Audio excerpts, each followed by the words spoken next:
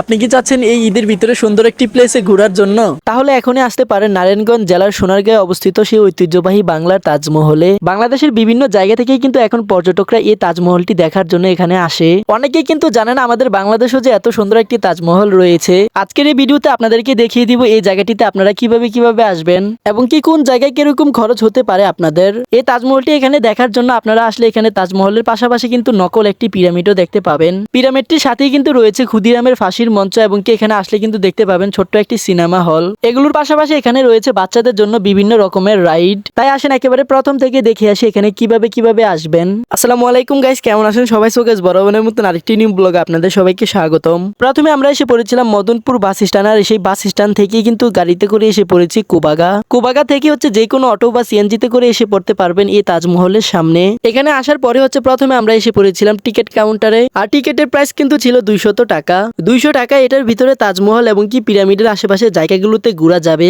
Ticket কেটে মূল gate দিয়ে ডিরেক্ট এসে পড়েছি বাংলা তাজমহলের সামনে। ক্যামেরাতে তাজমহলটি যেরকম সুন্দর দেখা যাচ্ছে, বাস্তবে কিন্তু আসলে অনেক সুন্দর ছিল। তাজমহলটির চারপাশে 4টি মিনার থাকার কারণে কিন্তু এই জায়গাটাকে আরো বেশি সুন্দর দেখা যায়। পাশাপাশি তাজমহলটির সামনে অনেক সুন্দর করে একটি আর্কিটেকচার বানিয়ে রেখেছে। ভারতের তাজমহল অনুযায়ী কিন্তু এই তাজমহলটি এখানে বানানো হয়েছে। ভারতের মতো বড় তাজমহল না থাকলেও কিন্তু পর্যটকদের কাছে এই জায়গাটি এখন অনেক সুন্দর একটি জায়গা হিসেবে বেছে নিয়েছে। তাজমহলের আশেপাশে প্রত্যেকটা জায়গায় ঘুরে টুরে তারপর আমরা রওনা দিয়ে দিলাম পিরামিডের উদ্দেশ্যে। তাজমহল থেকে বের হয়ে রাস্তা দিয়ে অল্প কিছু সামনে আসলেই দেখতে পাবেন রাজমণি পিরামিড গেট। টিকেটের একটি কপি হচ্ছে তাজমহলে রেখে দিবে এবং কি আরেকটি কপি হচ্ছে পিরামিডে রাখবে। 200 টাকায় হচ্ছে দুইটি জায়গাতে ঘুরতে পারবেন। ভিতরে ঢুকি প্রথমে আমরা এসে পড়েছিলাম পুরনো কিছু আর্কিটেকচার দেখার জন্য, যেটির সাথেই কিনা রয়েছে এখানে ছোট্ট একটি সিনেমা হল। সিনেমা হলটির পাশেই কিন্তু রয়েছে সেই ঐতিহ্যবাহী পিরামিডটি, যেই পিরামিডের ভিতরে কিনা রয়েছে নকল কিছু মমি। পর্যটকদের আকর্ষণ বাড়িয়ে তোলার জন্যই কিন্তু এই পিরামিডটা এখানে বানানো হয়েছে এবং কি পিরামিডের সাথেই রয়েছে ক্ষুদিরামের ফাঁসির মঞ্চ,